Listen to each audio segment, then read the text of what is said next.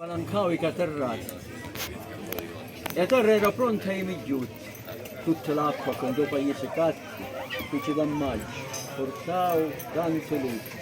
Non si vette lustro per una settimana, nulla sapeva se era notte o mattina. Non rimaneva un spangolo di terra chiara. Ma Sciumara, la lava, Cina, a montagna. Si cercava di botte, arbore a pietra, rombolare su. In certe case, mura di ricotta, non rimaneva una cannistra rotta. Da poi la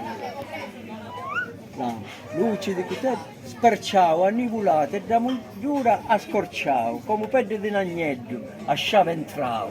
È passato da paura, fu stramandato per un remoto, arrasse tutto quanto parentato, sogno sfollato, sogno un africoto.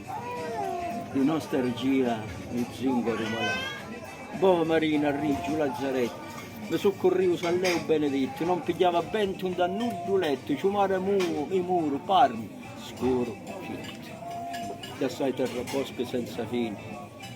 In piate morte e unigrupane, i vegni svernano da queste marine come emigranti a mezza gente strana, rinciuso, come fossero montone, dallo stazzo, 3 metri di confine, sciaccai da galera opportuna, il ruppio cicco e tutte le catene, sogni africoti, lupo di montagna, nucorio duro come pigna, spinoso, come un rizzo di castagna, e mi difendo da gente maligna.